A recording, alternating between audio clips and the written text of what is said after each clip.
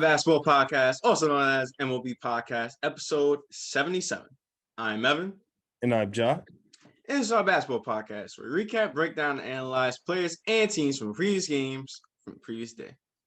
How are you this Thursday, Ja? Just tired. Just tired, getting closer and closer to the weekend, though.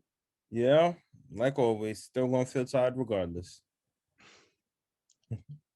You gonna feel tired this whole time until the summer. So yeah, and probably even through the summer, I'm still gonna feel tired. So yeah, we probably never gonna let up. You feel like an old man. Yeah, man.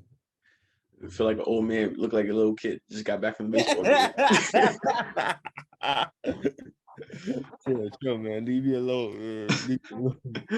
Oh, it's your little baby face. I'm used to baby face now. I mean, I had it my whole life, but you. Something new, right? yeah, something new. I mean, I noticed it last episode, but now you got the cap on the way you're wearing it. It looked like Derek Jeter just gave you that. You like this? You like that? Stop. Say New Jack City. Well, that being said, I hope everyone have a good day. I hope everyone will have a good day. Much to discuss around the association from basketball. Let's just start it off with the Mavericks and the Clippers with Luka Doncic. Amazing performance against this Clippers team. 40 points, I think 42 points. And actually, sorry. Before we get into the game, before we get into Luka, before we get into Clippers, before we get into Mavericks, before all of that, my mistake. First, I want to send out me and you, our condolences to Sean Bradley and his family. Sean Bradley was a former NBA player, played for the Mavericks. He was 7'6". He was a center, primarily defense and a shot blocker. And it was news last night, or not last night, but yesterday in the afternoon that he was paralyzed back in January off of a bike accident while he was riding his bike close to his home. That's just terrible. You don't ever want to see anything like that, especially being paralyzed. That's just very scary. Yeah, man, and especially the man is 7'6". So if you know what that is way more than the average human being. So imagine being 7'6" and paralyzed. That is a scary thing to see.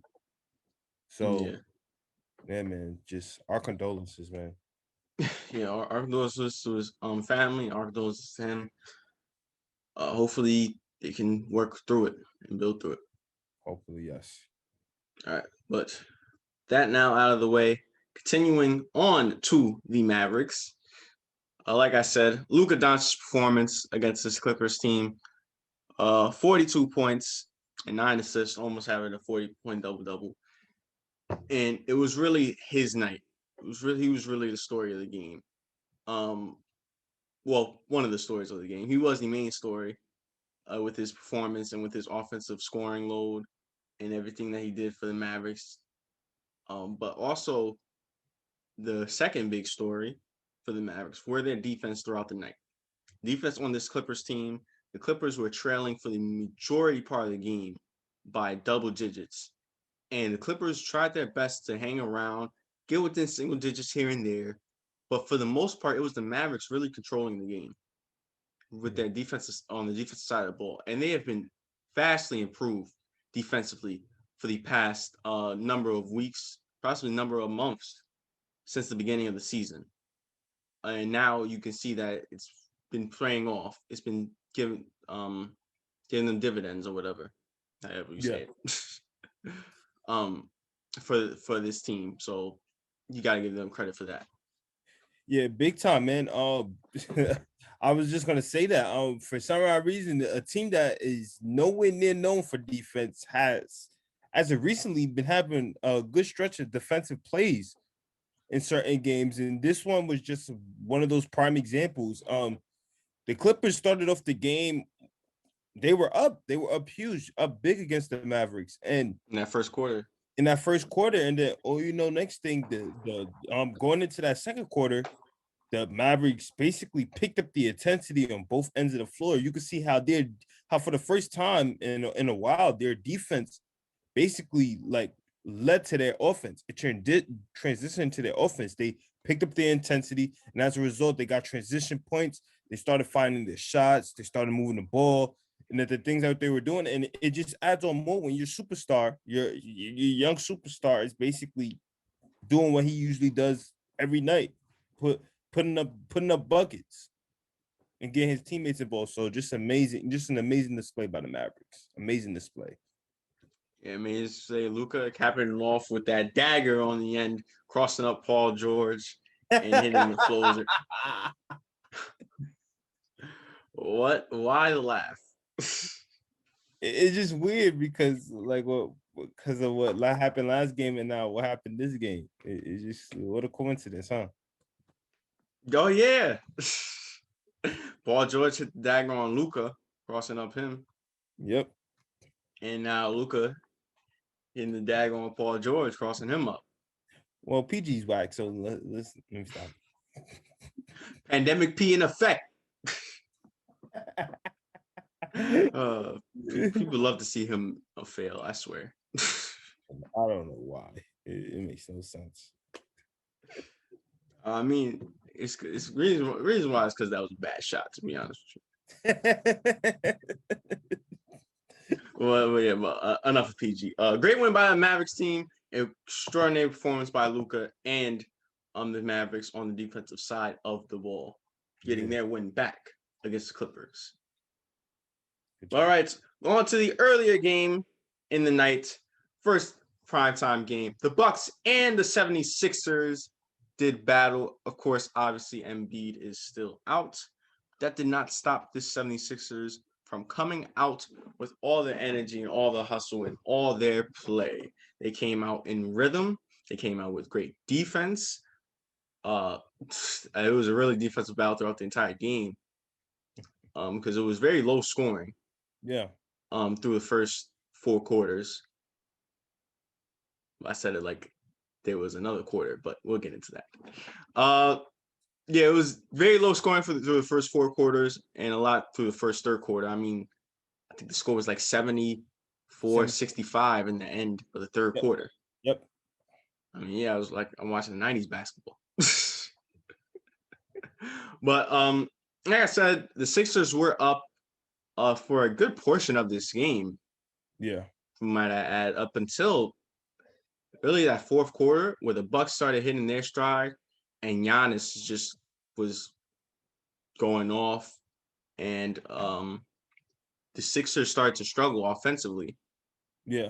And the Bucks went on a big run, got a lead, and then the Sixers, in 42 seconds left in the game, went on a 9-2 run.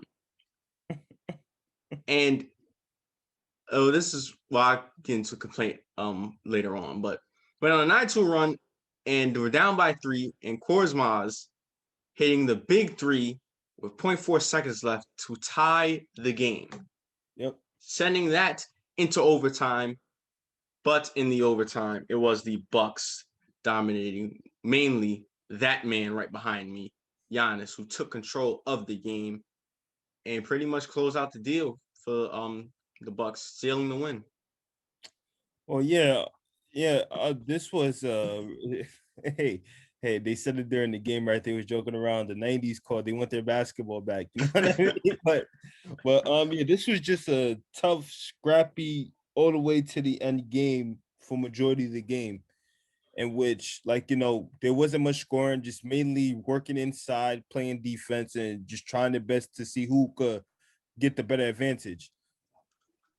And the Sixers, surprisingly, I was shocked for the fact that with no Embiid that they was up by that much against this Bucks team.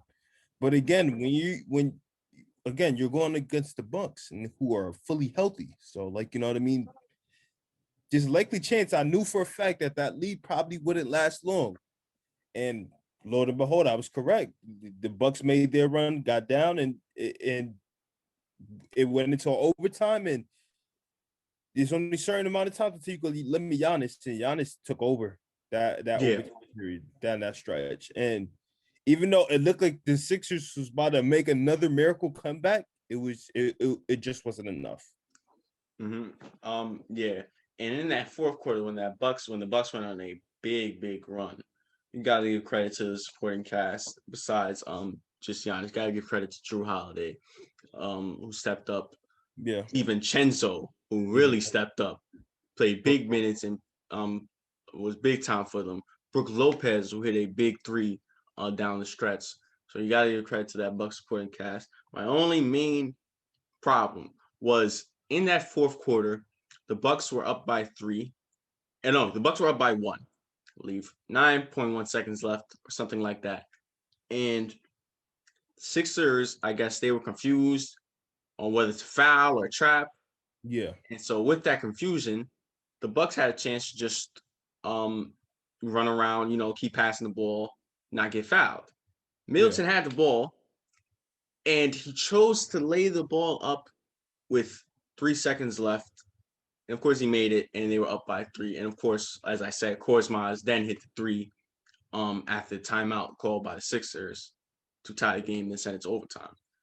Well, my problem is because I see so many players now doing this, choosing not to dribble the ball out, choosing to take the shot or take the layup, whether it's an easy layup, easy dunk. Why? I don't understand. Why? Run the ball, run the clock out. Yeah. It's just simple basketball. I see that so many times, and I was upset when Middleton did it even before Korsmaz hit the shot. Yeah. I was just like, this just makes no sense. There's 3 seconds left. Just dribble the ball out or pass it to somebody else. Why are you taking the layup? Hey, this is not the only look at. This is what we talk about with needing to be aware of what's going on within a specific situation in the game. That was lack of time management and not being aware of that time management on his side. And I think this isn't the first time he has made a mistake like this down the stretch in certain games in which he was not aware or not wise enough to know what was going on in his surroundings on the court in last second situations like these. So, Yeah, it was that play against the Nets yep, the Nets in which he chucked up, I believe he chucked up a three, even though or a he had deep two. yeah Yeah, two, and when he had an opportunity to do something else. Another one, I guess, against the Miami Heat, I believe. It's just things like this. It's just errors. You got to be more conscious about what's going on. I know there's a lot going on in the NBA game. I'm not an NBA player. I'm not on the floor, so I don't know how that feels. But it's just like, again, you got to understand the why. You got to understand the awareness and things that are going on in the situation in order to not let those things happen. Because those things that happen, those small mistakes, could be big down the stretch in which it could cause the effect of a game. yeah. I mean, I remember I texted you when that happened. Yeah, Like, why didn't you just dribble the ball out? I've seen that too many times now. Not just getting on Middleton, because like I said, that's happened around the league this entire season. I've seen it. yeah, I understand it's an easy layup. I understand it's an easy dunk. But when you score, the purpose of you getting the ball and the purpose in that situation when you're up is to run the clock out. You're yeah. not looking to score. So don't score. Run the clock out. Less time on the clock. Go home. Exactly. By you scoring, you're extending the game. Exactly. You just wasting up time and you giving the opposing team the opportunity to strike. Yes, just like Middleton did last night.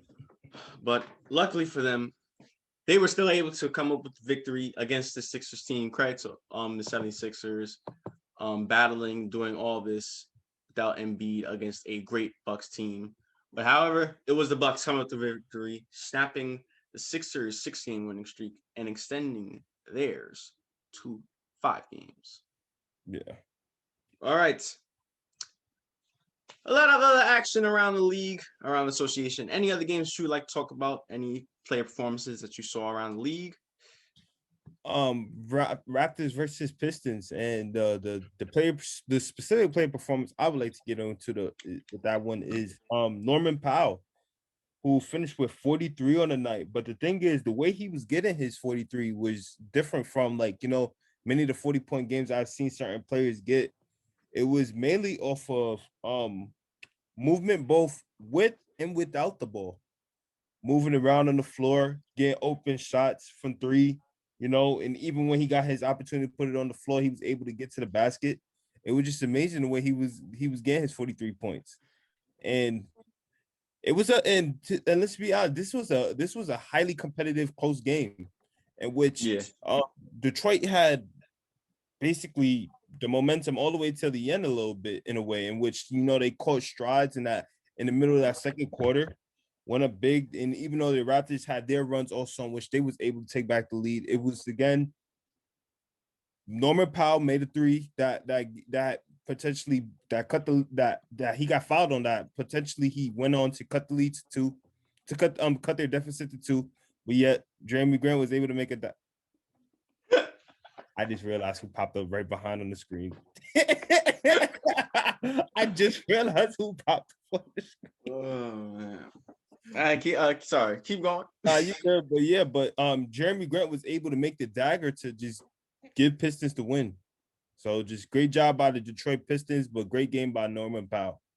Yeah, great game on Norman Powell, of course. It is null void because didn't come up with the win, and that's what matters. But great upset by the Pistons against this Raptors team with Van Vliet and Siakam returning. Yeah, Still didn't stop them from taking this win from them. that is crazy. I was like, wait, Tom, what's going on? You keep that was good. Nah, that was good. The COVID must be still in them because they both had terrible games. Yeah. Hey man, sometimes you know what happened. Like. Yeah, but all right. Any other game you'd like to speak of? Yeah, another game I would like to talk about is the Heat versus Grizzlies, and this was a competitive game. Miami Heat came out firing, but against this young Grizzlies team who has a lot of energy and fire towards them, they eventually went on their run, and it basically came down to the wire.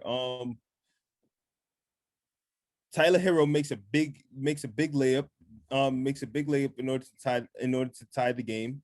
David Tillman, he gets the rebound and he gets fouled, and that sends him to the line. He makes two, and then once again on the next possession, the Heat and the Grizzlies are scrambling, but yet a loose ball foul is called, and it gets the Heat possession. Goran Dragic goes to the line, ties it up at the line, and then with seconds winding down the clock, Ja Morant, being who he is, gets straight down the line, no timeouts, no nothing, goes up, gets a layup. 1.4 seconds left. Right on Jimmy Butler. 1.4 seconds on the clock. The Miami Heat also gets an opportunity, but Kyle Anderson intercepts the ball from Jimmy Butler being able to get it, and as a result, the Grizzlies take this game. Great win by the Grizzlies. Ja Morant getting the game winner on Jimmy Butler. Yeah. All right. Anything else? Yes. The Nets versus the Pacers. I'll go over that. Nets versus Pacers. It was a good battle. The Pacers really looked like the Pacers in the beginning of the season. Came out battling, came out with energy, and they was competing with the Nets. Only problem was the Nets had no Kyrie. So that means, why were they competing with the Nets team without no Kyrie? Of course, KD's still hurt. Also, I think update on that, he might actually miss more time than expected. I think 2 more weeks. It seems like, but I don't have no problem, and I think the Nets have no problem either because they're winning without him.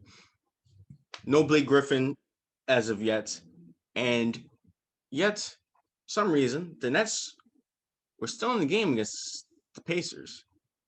Yeah. And the main reason was because of James Harden, who had a 40-point triple-double, turning back the clock to about a year ago, when he was on the Houston Rockets and was putting up numbers just like that, and nobody coughed, nobody looked away, because that's what he did. It was just a norm. That's how good James Harden can be when you need him to be at that level. And he did that, and he did exactly that to this Pacers team. He was really making plays passing the ball, shooting the ball, going inside, setting up plays, helping his teammates. It wasn't just him, of course. The bench production was great. Tyler Johnson, Jeff Green, Clarkson, I think, Claxton.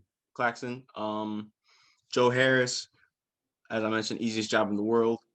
And even though the Pacers did battle and did fight and did win, they ended up coughing up their chances of winning this game in that fourth quarter, as they have done countless times this season. Not getting it done down the stretch, and the Nets got it done down the stretch with the main catalyst being James Harden, and as a result, the Nets pick up the win. Yep, good win by the Nets. Of course, James Harden doing what he does. I guess Iso Ball does win games at times. Yo, you are a hater. No, you're a hater. You're a hater. You're a hater. We're not gonna scare you. You are a hater. You are a hater. Next game. Next game will be was the Wizards versus the Kings. Two disappointing teams, of course, that unfortunately we knew that one of them had to be more disappointing than the other, right? I guess. And basically, yep, and basically it was like that. Let me just get straight into it. The Kings had this game for majority of the game, and then the fourth quarter hit, and the Wizards started to run their comeback. You can see that Bradley Beal makes a tough layup, Westbrook makes a tough layup, and then he gets fouled, so he goes to the line. Davis Bertans makes a three, and then Westbrook makes two more tough baskets, in which results in a dunk, and as a result, the game is tied. De'Aaron Fox, he makes an one shot at the rim, and he goes to the line. He gives them the lead, and then Westbrook comes again. He ties up the game, and then once again, De'Aaron Fox coming down with the ball. He basically makes the game-winning winner go-ahead basket, and as a result, the Wizards lose 119 or 121. Yep, and a quick note: after that shot by Fox, the Wizards did have a chance to take the lead or tie the game, but Westbrook did turn the ball over on the inbounds pass, miscommunication. Yeah. And yes, Kings got the win. They won the battle of the two disappointing teams. I guess today I'm getting shot. Or stabbed. No, the Kings won, so I got shot. Which one I would have got stabbed. Breaking into the company. All right. Just quick notes about the other games around the league that we did not talk about. Spurs Bulls. The Bulls had the lead for like the first three quarters, and the Spurs just exploded in that fourth quarter. 39 points in the fourth quarter, closing out the deal against the Bulls, taking the win. Nuggets, Hornets, blowout. MPJ really did his thing, and he's been doing his thing a lot for this year. I feel like he's not really getting noticed. He's been doing it quietly. Yeah. Mainly because Jokic is an MVP candidate, and now Murray has been playing great for the latter part of the season now. But yeah, I just had to shout him out. The Cavs and the Celtics, just like in 2017, 2018? Yeah. 2017 and 2018. Yep. The Cavs shockingly beat the Celtics. Cleveland, this is for you. Off the strength of Colin Sexton, off the strength of Darius Garland and Larry Nance Jr. Colin Sexton 25, Darius Garland. Oh, Colin Sexton 29, Darius Garland 25, and Larry Nance 18 and 10, beating the Celtics team, upsetting them. And lastly, the Warriors and the Rockets. Rockets 7-game losing streak. 17 game, sorry, can't gloss over that. 17-game losing streak. But in this game, they did get their arguably their best player, their big hitter, their rising star, Christian Wood, back.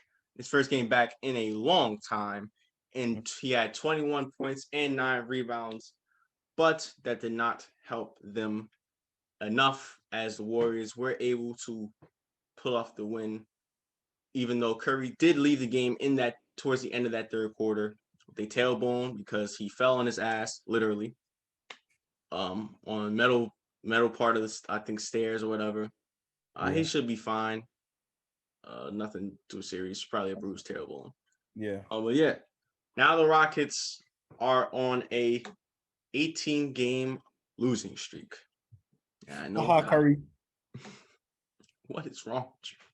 Sorry, I just wanted to say that so badly. He's gonna be back. So haha, you. The hell? But anyway, yeah. Rockets 18-game losing streak, and Hakeem can never be happy about that. All right. Some news around the association before we get into predictions. Trades are heating up around the league as trade deadlines comes. First trade, the Thunder did trade Trevor Ariza to Miami Heat for Myers Leonard and a 2027 second round pick. And a 2027 second round pick. I believe this is a good pickup by the Heat. Trevor Ariza brings a veteran experience, veteran leadership, and defense. So you can't really go wrong with that. Yeah. Same thing that you said. He brings that defensive mentality to a defensive team. So you can't complain with that. No, I cannot. And OKC gets another pick. Yep, they get another pick. Maybe Myers Leonard should stay off streaming. All right. PJ Tucker. Another trade and probably the bigger of the two. PJ Tucker was finally dealt from that Rockets team after the reports about him being unhappy and him really wanting to trade to a contender team. Yeah. So now he got his wish as he is now a member of the Milwaukee Bucks. We just talked about winning a Sixers. In a 4-player deal, the Rockets sent PJ Tucker, Radonis Karuks, and Milwaukee Bucks 2020 first round pick, giving it back to the Bucks. I don't even understand that. In exchange for DJ Augustine, DJ Wilson, and an unprotected 2023 first round pick. Also, the Bucks traded Torrey Craig to the Phoenix Suns. Yeah. Great pickup for the Bucks. An absolute great pickup. Yeah. It could go straight in and fit right into their system with the kind of guy he is. Yes. He spreads out the floor. Mm-hmm. He brings intensity. He's a great defender, great rebounder for his size. He can guard the post. He can guard the big men. The best ability he can because he was doing it for Houston. Undersized big men at 6'7". Yep. The way they played him. So yeah, I can't complain about this at all. Yeah, him and Bobby Portis is gonna be looking fun in that front court. Both play similar, will Yep. Great pickup by the Bucks. Should really improve their team. Help them to get possibly to their championship level. Yeah. All right. Now, it is prediction time for tonight's set of games. The hell? Sorry. Yeah, predictions for tonight's set of games. Only 6 for tonight, but they should be interesting. So let's jump right into it. First, starting off, first primetime game, NBA TV. It is the Utah Jazz going up against the Washington Wizards. We got Jazz as well. The Thunder against the Hawks. Thunder.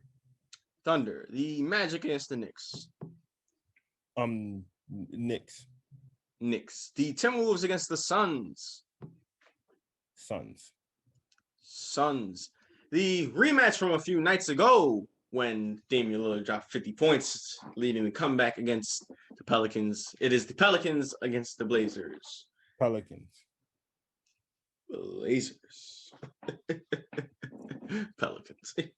And lastly, the last game of the night and the last primetime game of the night, NBA TV 10:30. It is the Charlotte Hornets going up against the defending champions, Los Angeles Lakers.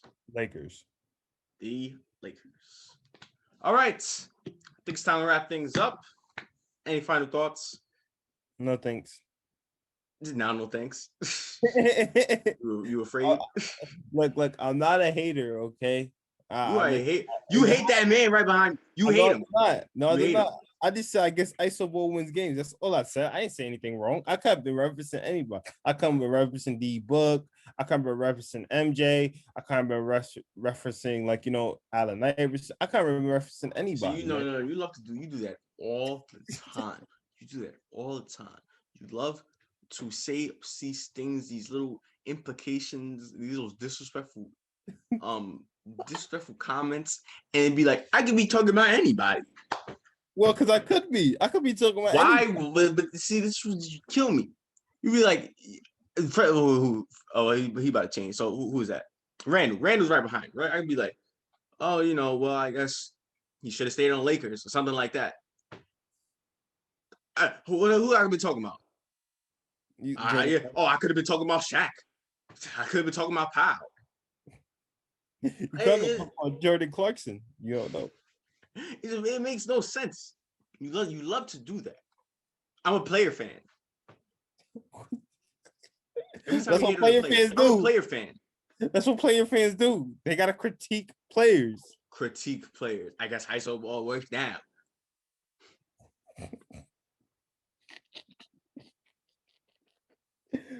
Bro, it's not that serious. It's not that deep, bro. Listen, man.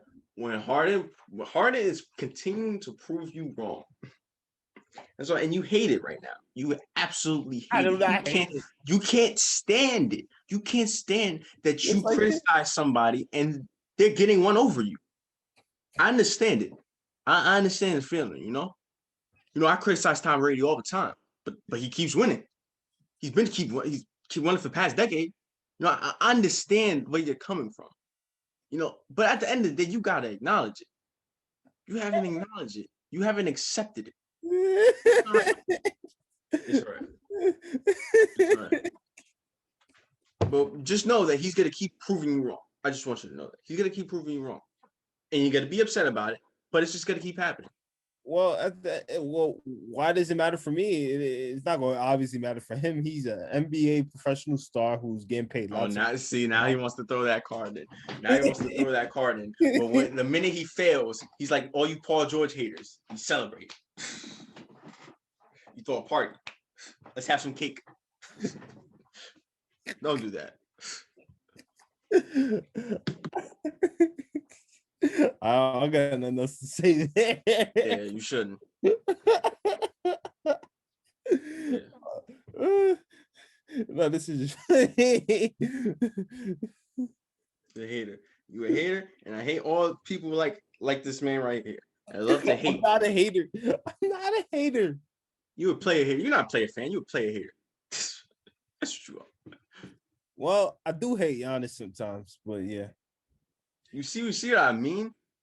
You see what I mean? You can't make this up. Hey, at least I'm not no broad sexual like a lot of people. It don't matter. It don't matter. Yes, it does. You know what might be worse than loving somebody? Worse than hating them. Yeah, that is true.